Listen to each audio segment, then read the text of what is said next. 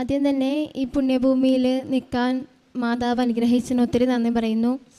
എൻ്റെ പേര് ആൽഫിയ. ഞാൻ വരുന്നത് Cherthala Pallippuram saint Mary's forane church ഇടവക അംഗമാണ്. ഞാൻ ഉടമ്പടി എടുക്കുന്ന തീയതി ജനുവരി 17, 2023 ആണ്. എനിക്ക് ആദ്യം കൃപാസനത്തിനോട് വലിയ താല്പര്യമൊന്നുമില്ലായിരുന്നു. ഞാൻ ആദ്യം കാണുന്നത് ഞാൻ 10ാം ക്ലാസ്സിൽ പഠിക്കുമ്പോൾ ഞങ്ങളുടെ തൊട്ടടുത്താണ് തൈക്കാട്ടുശ്ശേരി പള്ളി. അപ്പോൾ അച്ഛനെ കാണാൻ പോയപ്പോഴത്തേക്കും ഇങ്ങനെ കാണാൻ പറ്റത്തില്ല എന്ന് പറഞ്ഞുകൊണ്ട് തന്നെ എനിക്ക് കൃപാസനത്തിനോട് ഭയങ്കര എതിർപ്പായിരുന്നു ആദ്യം. പിന്നെ ഞാൻ 11th കഴിയാറായപ്പോൾ 11th മെയിൻ എക്സാമിൻ്റെ ടൈമിന് എൻ്റെ മൂക്കിനൊരു പ്രശ്നം ഉണ്ടായിട്ട് ഇതേപോലെ എൻഡോസ്കോപ്പി ചെയ്യാനായിട്ട് ചെന്നു. അപ്പോൾ എൻഡോസ്കോപ്പി ചെയ്യുന്ന ആലപ്പുഴ മെഡിക്കൽ കോളേജിലാണ്. അപ്പോൾ കഴിഞ്ഞ് വന്ന വഴിക്ക് ഞങ്ങൾ ആലപ്പുഴ ഇവിടെ കയറി, കൃപാസനത്തിൽ കയറി. എന്താ പറ്റിയെന്നറിയില്ല, എനിക്ക് പെട്ടെന്ന് കരച്ചിലാണ് വരുന്നത്. ഞാൻ ഭയങ്കരമായിട്ട് കരഞ്ഞു, ഭയങ്കര വിഷമം വരുക. ഇങ്ങോട്ട് കയറിയപ്പോൾ തന്നെ എന്തോ ഭയങ്കര സങ്കടം വരുന്നു, ഭയങ്കരമായിട്ട് കരഞ്ഞു. പിന്നെ എനിക്ക് ഉടമ്പടി എടുക്കണമെന്നൊരു തോന്നലായി. ഞാൻ +2 ആയപ്പോഴത്തേക്ക് എനിക്ക് 18 വയസ്സായി. ഞങ്ങൾ വന്ന് ഉടമ്പടി എടുത്തു. ഞാൻ 9ാം ക്ലാസ്സിൽ പഠിക്കുമ്പോൾ തന്നെ എനിക്ക് പുറത്ത് പോയി പഠിക്കണമെന്ന് ഭയങ്കര ആഗ്രഹമായിരുന്നു. പക്ഷെ അതിനുള്ളൊരു വഴി, ഒരു സാഹചര്യം ഒന്നും ഞങ്ങളുടെ കയ്യിലില്ല. 8 വർഷമായിട്ട് ഞങ്ങളുടെ വീടിൻ്റെ പ്രമാണം സൊസൈറ്റിയിലിരിക്കുകയാണ്. അതെടുക്കാനോ ഒന്നിനും ഒരു വഴിയില്ല ഞങ്ങളുടെ കയ്യിൽ. അങ്ങനെ കടബാധ്യതകളുണ്ടായി, ഇഷ്ടംപോലെ കടബാധ്യതകളുണ്ടായി. എല്ലാം കൊണ്ടിട്ടാണ് ഞാൻ എൻ്റെ ഉടമ്പടി നിയോഗത്തിൽ വെച്ചിരുന്നു. അങ്ങനെ ഞാൻ +2 കഴിഞ്ഞു. ആദ്യത്തെ കടമയായിട്ട് ഞാൻ IELTS പഠിക്കാൻ കയറി. IELTS പഠിക്കാൻ കയറിയപ്പോൾ ഞാൻ ഉടമ്പടിയിൽ വെച്ചിരുന്നത് എനിക്ക് UK പോകണം എന്നായിരുന്നു. UK BSc നഴ്സിംഗ് പഠിക്കണമെന്നായിരുന്നു ഞാൻ ഉടമ്പടിയിൽ വെച്ചിരുന്നത്. IELTS പഠിക്കാൻ കയറിയപ്പോൾ എനിക്കറിയില്ല, എനിക്ക് ഓസ്ട്രേലിയയിൽ പോകണമെന്ന് തോന്നി. അങ്ങനെ ഞാൻ ഓസ്ട്രേലിയയിൽ പോകാൻ വേണ്ടിയിട്ട് PT പഠിക്കാൻ ചേർന്നു. PT ക്ലാസ് കഴിഞ്ഞു, ഫസ്റ്റ് എക്സാമിന് പോയി. ഇവിടെ വന്ന് പ്രാർത്ഥിച്ചു. അപ്പോൾ എനിക്ക് പ്രാർത്ഥിക്കാൻ, ഞാൻ എല്ലാ ദിവസവും പള്ളിയിൽ പോകും. പണ്ട് തൊട്ട് ഞാൻ എല്ലാ ദിവസവും പള്ളിയിൽ പോകും, പ്രാർത്ഥിക്കും. പള്ളിയിൽ എല്ലാ കാര്യങ്ങൾക്കും ആക്റ്റീവാണ്. CLC KCYM അങ്ങനെ എല്ലാ പരിപാടിക്കും ആക്റ്റീവാണ്. പക്ഷേ എനിക്ക് ഇവിടുത്തെ ഉടമ്പടി ധ്യാനം കൂടാൻ എനിക്ക് മടിയായിരുന്നു. സത്യത്തിൽ അത്ര നേരം ഇരുന്ന് കൂടാൻ എനിക്ക് മടിയായിരുന്നു. അപ്പോൾ ഞാൻ PT ഫസ്റ്റ് എക്സാം എഴുതാൻ പോയപ്പോൾ തന്നെ ഞാൻ ഉടമ്പടി ധ്യാനം കൂടിയില്ല, പക്ഷെ നന്നായിട്ട് പ്രാർത്ഥിച്ചു. അച്ഛനെ വന്ന് കണ്ടു, നന്നായിട്ട് പ്രാർത്ഥിച്ച് ഞാൻ ഒരുങ്ങിപ്പോയി. അങ്ങനെ ഒരുങ്ങിപ്പോയി കഴിഞ്ഞ് ഞാൻ എക്സാം എഴുതിയപ്പോൾ എനിക്ക് ഭയങ്കര ടഫായിരുന്നു എക്സാം. റിസൾട്ട് വന്നു, ഞാൻ നോക്കി, എനിക്ക് കിട്ടിയില്ല. അപ്പോൾ എനിക്ക് ഭയങ്കര ദേഷ്യമായി. ഞാൻ മാതാവിനോട് വഴക്കിട്ടുകൊണ്ട് നടന്നു. എന്താ മാതാവ് എനിക്ക് തരാഞ്ഞേ, ഞാൻ ഇത്തരം പ്രാർത്ഥിച്ചതല്ലേ, എന്നെ പരീക്ഷിക്കുകയാണോ എന്നൊക്കെ ചോദിച്ചാൽ ഞാൻ ഭയങ്കരമായിട്ട് വഴക്കിട്ടു. അപ്പോൾ അമ്മ എൻ്റെ അടുത്ത് പറഞ്ഞു, എന്താ നീ വിഷമിക്കണ്ട, ഞാൻ കഷ്ടപ്പെട്ട പൈസയല്ലേ മാതാവേ. അമ്മ ഉടനെ കൃപാസനത്തിൽ വന്ന് പ്രാർത്ഥിച്ചു.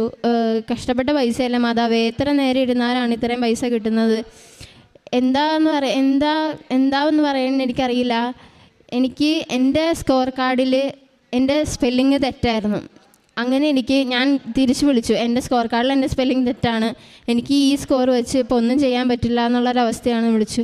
അവരെന്നോട് ഇങ്ങോട്ട് ചോദിച്ചു, ഞങ്ങൾ പൈസ ഇട്ട് തരട്ടെ, എത്ര രൂപ വേണമെന്ന് ചോദിച്ചു. ഞാൻ പറഞ്ഞു, ഞാൻ ഇട്ട പൈസ എനിക്ക് തന്നാൽ മതി എന്ന് പറഞ്ഞു.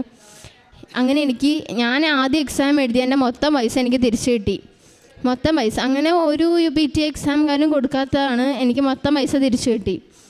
അങ്ങനെ രണ്ടാമത്തെ എക്സാമിന് പോയപ്പോഴത്തേക്കും ഞാൻ വിചാരിച്ചു, ആദ്യത്തെ എക്സാമിന് ഞാൻ നന്നായിട്ട് പ്രാർത്ഥിച്ചു, പഠിക്കുകയും ചെയ്തു. രണ്ടാമത്തെ എക്സാമിന് ഞാൻ പഠിക്കുക മാത്രം ചെയ്യാൻ പ്രാർത്ഥിക്കേണ്ടെന്ന് വിചാരിച്ചു. അങ്ങനെ ഞാൻ രണ്ടാമത്തെ എക്സാമിന് പോയി. എക്സാം എനിക്ക് ഭയങ്കര ഈസി ആയിരുന്നു. ഭയങ്കര ഈസി എന്ന് പറഞ്ഞാൽ ഭയങ്കര ഈസി, പക്ഷെ എനിക്ക് കിട്ടിയില്ല. പിന്നെ അതിൻ്റെ പൈസയും പോയി, എല്ലാം പോയി. മൂന്നാമത്തെ പ്രാവശ്യം ഞാൻ എക്സാമിന് പോയപ്പോൾ ഞാൻ ഒന്നും പഠിച്ചില്ല. പ്രാർത്ഥിച്ചു, ധ്യാനം കൂടി, എല്ലാം ചെയ്തു. ഉടമ്പടിയുടെ ലോക്കറ്റ് ഞാൻ ഡ്രസ്സിൽ കുത്തിയിട്ടുകൊണ്ട് പോയി. ഞാൻ കയറിയപ്പോഴത്തേക്കും എൻ്റെ വായിൽ ഉപ്പിട്ടു. എൻ്റെ കയ്യിൽ, എൻ്റെ ഒരു വിരലിൽ ഞാൻ ഉടമ്പടി തൈലം എടുത്തിട്ടാണ് പോയത്. എന്നിട്ട് ഞാൻ ചെന്നു. കമ്പ്യൂട്ടർ ബേസ്ഡ് എക്സാമാണ് PT. ഞാൻ എൻ്റെ കമ്പ്യൂട്ടറിൽ ഞാൻ കുരിശ് വരച്ച് പ്രാർത്ഥിച്ചു, എക്സാം എഴുതി. എന്നിട്ട് ഞാൻ പറഞ്ഞിരുന്നു, മാതാവേ ഞാൻ മാതാവിൻ്റെ അടുത്ത് വന്നിട്ട് എൻ്റെ റിസൾട്ട് നോക്കുകയുള്ളൂ എന്ന് പറഞ്ഞ്. PT എക്സാം ഒരു ദിവസമൊക്കെ എടുക്കുകയുള്ളൂ റിസൾട്ട് വരാനായിട്ട്. ഞാൻ പിറ്റേ ദിവസം തന്നെ ഇവിടെ വന്നു. എനിക്ക് മെയിൽ വന്നു, ഞാൻ പിറ്റേ ദിവസം ഇവിടെ വന്നു. ഈ തൊട്ട് വാതുക്കലാണ് ഞാൻ നിന്നേച്ചത്. അപ്പം കുർബാനയുടെ ടൈമായിരുന്നു, വാഴ്വിൻ്റെ സമയമായിരുന്നു.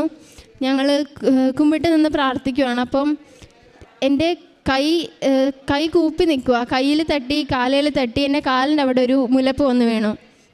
ഞാൻ പേപ്പർ കഷ്ണമെന്നാണ് വിചാരിച്ചത്, കാരണം മുല്ലപ്പൂ വന്ന് ഇങ്ങനെ പറന്ന് വീടില്ലല്ലോ. അപ്പോൾ പേപ്പറാണെന്ന് വിചാരിച്ചു പിന്നെ ഞാൻ നോക്കിയപ്പോൾ ഇതളുകൾ കണ്ടു. ഞാൻ എടുത്തു നോക്കി, മുല്ലപ്പൂ ആയിരുന്നു. എനിക്ക് ഭയങ്കര വിഷമം. ഞാനിവിടെ ചുറ്റും നോക്കി, ഞാൻ അമ്മനെ കാണിച്ചു, ചുറ്റും നോക്കി, ഇവിടെ എങ്ങും മുല്ലപ്പൂ ഒന്നും പറന്ന് വീഴില്ല. അതാണ് എനിക്ക് ഭയങ്കര സങ്കടമായി. ഞാൻ അപ്പം തന്നെ പൊട്ടി കരഞ്ഞു. ഞാൻ റിസൾട്ട് നോക്കി, ഓസ്ട്രേലിയ സ്കോർ പ്രതീക്ഷിച്ചിരുന്ന ഞാൻ ഉടമ്പടി വെച്ചത് UK നിന്ന്, എനിക്ക് UK സ്കോർ കിട്ടി. എന്നാൽ പിന്നെ ഞാൻ വിചാരിച്ചു എന്നാൽ UK അപ്ലൈ ചെയ്യാമെന്ന് വിചാരിച്ചു. അങ്ങനെ ഞാൻ UK അപ്ലൈ ചെയ്തു, ഹാംപ്ടൺ യൂണിവേഴ്സിറ്റിയിലേക്ക് അപ്ലൈ ചെയ്തു, ബക്കിംഗ്ഹാംഷയർ യൂണിവേഴ്സിറ്റിയിലേക്ക് അപ്ലൈ ചെയ്തു. എനിക്ക് ഇൻ്റർവ്യൂ വന്നു. ബക്കിംഗ്ഹാംഷയർ യൂണിവേഴ്സിറ്റിയിൽ ഫസ്റ്റ് ഇൻ്റർവ്യൂ തന്നെ ഞാൻ ഫെയിലായി. പിന്നെ ഹാംപ്ടൻ്റെ ഫസ്റ്റ് ഇൻ്റർവ്യൂ പാസ്സായി, സെക്കൻഡ് ഇൻ്റർവ്യൂ ഫെയിലായി. അപ്പോൾ എനിക്ക് വീണ്ടും വിഷമമായി. മാതാവേ, അതും എൻ്റെ കയ്യിൽ നിന്ന് പോയാല, ഇനി എനിക്കൊരു യൂണിവേഴ്സിറ്റിയും ഇല്ല അപ്ലൈ ചെയ്യാനായിട്ട്. പിന്നെ ഞാൻ എന്നാൽ പിന്നെ അത് പോട്ടെ, BSc നഴ്സിംഗ് വിട്ടേക്കാം, സൈക്കോളജിക്ക് വെക്കാമെന്ന് വിചാരിച്ച് ഞാൻ സൈക്കോളജിക്ക് വെച്ചു. ഇപ്പോൾ എനിക്ക് വന്ന 2 യൂണിവേഴ്സിറ്റിക്കും 18 ലക്ഷം രൂപയാണ് എനിക്ക് ഫസ്റ്റ് ഇയർ ഫീസ് വരുന്നത്. അങ്ങനെ ഞാൻ അത് രണ്ടും പോയതുകൊണ്ട് ഞാൻ സൈക്കോളജിക്ക് അപ്ലൈ ചെയ്തു. സൈക്കോളജിക്ക് ഫീസ് വരുന്നത് 16 ലക്ഷം രൂപയാണ്. അങ്ങനെ ഞാൻ എങ്ങനെയാണെന്ന് എനിക്കറിയില്ല, അവിടുന്ന് ഇവിടുന്നും ഞങ്ങൾക്ക് KSF എന്നുള്ള ചിട്ടി കിട്ടി. ഞങ്ങൾ ഇതെടുത്തു, പ്രമാണം എടുപ്പിച്ചു. 8 വർഷമായിട്ട് ഇരുന്നേച്ച പ്രമാണമാണ്, ഞങ്ങൾക്ക് ഇതുവരെ ഒന്നും കിട്ടിയിട്ടില്ല. ഇതുവരെ എടുക്കാൻ സാധിക്കാത്ത പ്രമാണം 9 ലക്ഷം രൂപയ്ക്ക് വെച്ചത് ഞങ്ങൾക്ക് 8 ലക്ഷം രൂപയ്ക്ക് എടുക്കാൻ പറ്റി. അങ്ങനെ ഞങ്ങൾ പ്രമാണം എടുപ്പിച്ചു, ലോണിൻ്റെ പ്രോസസ്സ് സ്റ്റാർട്ട് ചെയ്തു.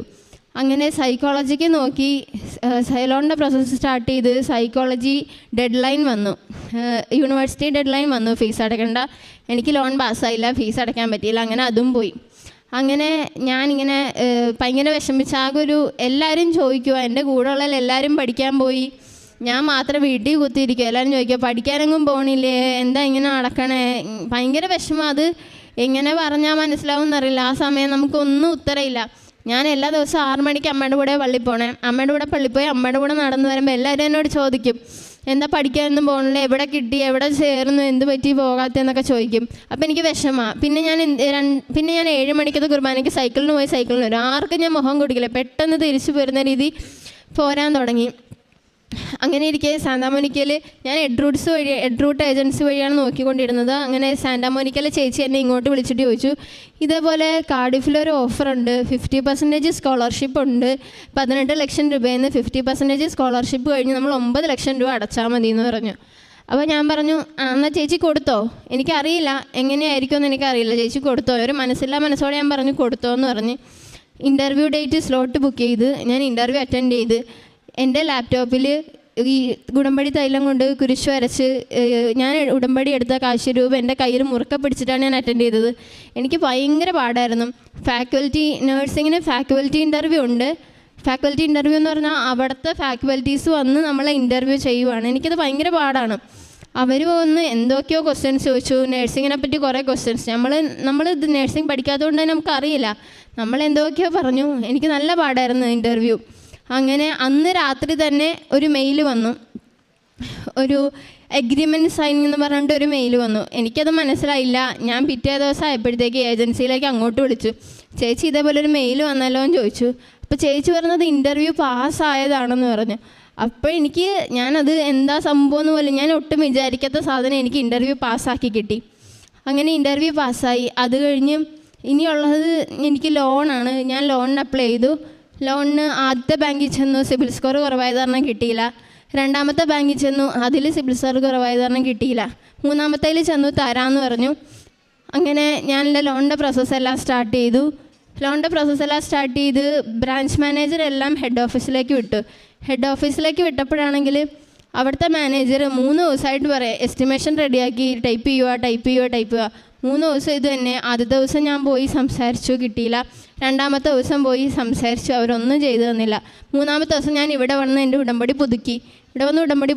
മാനേജർ വിളിച്ചു, അത്യാവശ്യമായിട്ടൊന്ന് ബ്രാഞ്ചിലേക്ക് വരുമെന്ന് ചോദിച്ചു. ബ്രാഞ്ചിലേക്ക് ചെന്നു. അപ്പം എന്നെ വിളിച്ചിട്ട് പറഞ്ഞു, ഇവിടെ ആലപ്പുഴയിലാണ് അവരുടെ റീജിയണൽ ഓഫീസ്, അവിടെ ചെന്ന് വേഗം ഒന്ന് GMനെ മാനേജറിനെ കാണണ്ടെന്ന് പറഞ്ഞു. ഇനി അങ്ങനെ GMനെ കണ്ടു. GMനെ കാണാനായിട്ട് ഞങ്ങൾ ഇറങ്ങി. കൃത്യം കൃപാസനത്തിൻ്റെ വാതിക്കൽ എത്തിയപ്പോഴത്തേക്ക് മാനേജർ വിളിച്ചു, അവർ എസ്റ്റിമേഷൻ അയച്ചു കേട്ടോ, ഇനി പോകണ്ട, ലോൺ പാസ്സായി എന്ന് പറഞ്ഞു. ലോൺ പാസ്സായ ലെറ്റർ വെച്ചിട്ട് ഞാൻ വിസയ്ക്ക് അപ്ലൈ ചെയ്തു. 3 ദിവസത്തിനുള്ളിൽ എനിക്ക് വിസ വന്നു. 22-ാം തീയതി ഞാൻ വെച്ചു, 3 ദിവസത്തിനുള്ളിൽ എനിക്ക് വിസ വന്നു. ഞാൻ 23-ാം തീയതിയിലേക്ക് UK ടിക്കറ്റ് എടുത്തു. എന്താ പറയുകയെന്ന് എനിക്കറിയത്തില്ല. എനിക്ക് ആകെ ഇപ്പോൾ ചിലവായിരിക്കുന്നത് 3 ലക്ഷം രൂപയാണ്. 18 ലക്ഷം രൂപ ഫീസും 10 ലക്ഷം രൂപ ലീവിങ് എക്സ്പെൻസും പിന്നെ അല്ലറ ചില്ലറ ചിലവും കൂട്ടിയിട്ട് ഒരു 30-37 ലക്ഷം രൂപ അടുത്താകേണ്ട സ്ഥാനത്ത് എനിക്ക് ആകെ ചിലവായിരിക്കുന്നത് 3 ലക്ഷം രൂപയാണ് ആകെ ചിലവായിരിക്കുന്നത്. 10 ലക്ഷം രൂപ ലിവിങ് എക്സ്പെൻസും 9 ലക്ഷം രൂപ അക്കൗണ്ടിലും കാണിക്കുന്നതിനായിട്ടാണ് ഞാൻ ലോൺ എടുത്തിരിക്കുന്നത്. ഇതുവരെ എന്നോട് ഫീസ് അടയ്ക്കാനും ഒന്നും പറഞ്ഞിട്ടില്ല. എനിക്ക് വിസ കിട്ടി. ഞാൻ 23-ാം തീയതിയിലേക്ക് UK പോവുകയാണ്. എനിക്കറിയില്ല, ഇതൊന്നും ഞങ്ങളുടെ കഴിവ് കൊണ്ടല്ല. ഒരു 5-ൻ്റെ പൈസ എടുക്കാൻ ഇല്ലാത്ത അവസ്ഥയിലായിരുന്നു ഞങ്ങൾ നിന്നേച്ചത്. എനിക്ക് വേണ്ടി മാതാവ് കരുതി വെച്ചത് ഒത്തിരി വലുതായിരുന്നു എന്ന് ഞാൻ വിശ്വസിക്കുന്നു. ഇതെല്ലാം ചെയ്ത് തന്നിൻ്റെ മാതാവിനും തിരുക്കുമാരനും ഒത്തിരി നന്ദി പറയുന്നു. ഞാൻ എൻ്റെ 3ാമത്തെ എക്സാം എഴുതാൻ പോയ സമയത്ത് ഞങ്ങളുടെ അടുത്ത് എരമല്ലൂർ ഹോസ്പിറ്റലിൻ്റെ അവിടെ ഒരു വൃദ്ധസദനമുണ്ട്. കുറച്ച് അമ്മച്ചിമാരാണ് അവിടെ ഉള്ളത്. ഞാൻ അവിടെ ചെന്നിട്ട് ഒന്നും ചെയ്യില്ല. അമ്മച്ചിമാരോട് ഓടി നടന്ന് വർത്താനം പറയും. എല്ലാവരോടും വർത്താനം പറയും. അവരുടെ കൂട്ടത്തിരുന്ന് കരയും. എനിക്ക് അവരെ കാണുമ്പോൾ എൻ്റെ അമ്മച്ചീനെ, എൻ്റെ ചാച്ചനെ അമ്മച്ചീനെ പോലെ തോന്നുന്നത്. അപ്പോൾ എനിക്ക് ഭയങ്കര വിഷമം വരും അവരുടെ സങ്കടങ്ങളൊക്കെ കേൾക്കുമ്പോൾ. ഞാൻ കൂട്ടത്തിൽ ഇരുന്ന് കരയും. പിന്നെ കുറച്ച് കഴിയുമ്പോൾ സിസ്റ്റർ വിളിച്ചുകൊണ്ട് പോകും. സിസ്റ്റർ വിളിച്ച് വെള്ളമൊക്കെ തരും. പിന്നെയും പോയിരുന്നു അവരുടെ കൂട്ടത്തിൽ ഇരുന്ന് കരയും. പിന്നെ അവർ ഭയങ്കര കമ്പനിയായി. ഞാൻ മിക്കവാറും ചെല്ലാൻ തുടങ്ങി. പിന്നെ എൻ്റെ അടുത്ത് ദേവു എന്ന് പറഞ്ഞൊരു അമ്മച്ചിയുണ്ട്. ആ അമ്മച്ചിക്ക് അൽഷിമേഴ്സാണ്.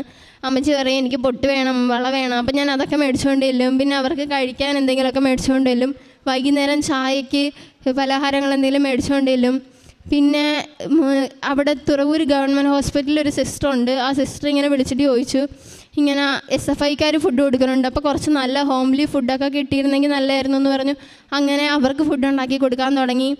ഇതെല്ലാം ഞാൻ കൂടുതലും കാരുണ്യ പ്രവർത്തികൾ ചെയ്യാൻ തുടങ്ങി. എൻ്റെ മാതാവിനെ ഒത്തിരി അനുഗ്രഹിച്ചു. പിന്നെ ഞാൻ എല്ലാ ദിവസവും പള്ളിയിൽ പോകുമായിരുന്നു. പക്ഷേ എനിക്കൊരു കുർബാന മൊത്തമായിട്ട് ഇങ്ങനെ ശ്രദ്ധിച്ച് എനിക്ക് കൂടാൻ പറ്റത്തില്ല. ഞാൻ കുറച്ച് നേരം ശ്രദ്ധിക്കും, കുറച്ച് നേരം വേറെ എന്തെങ്കിലും ശ്രദ്ധിക്കും, പിന്നെയും കുറച്ച് നേരം ശ്രദ്ധിക്കും, പിന്നെ വേറെ എന്തെങ്കിലും ശ്രദ്ധിക്കും. ഇങ്ങനെയായിരുന്നു ഞാനൊരു കുർബാന കൂടിക്കൊണ്ടിരുന്നത്. ഇപ്പം എനിക്ക് കുർബാന കഴിഞ്ഞാലും കുറച്ച് നേരം അവിടെ ഇരുന്ന് പ്രാർത്ഥിച്ച് എല്ലാം എനിക്ക് ശ്രദ്ധിക്കാനുള്ളൊരു ഇത് കിട്ടി. ബൈബിൾ വായിക്കാൻ ഞാൻ എല്ലാ ദിവസവും ബൈബിൾ വായിക്കുമായിരുന്നു.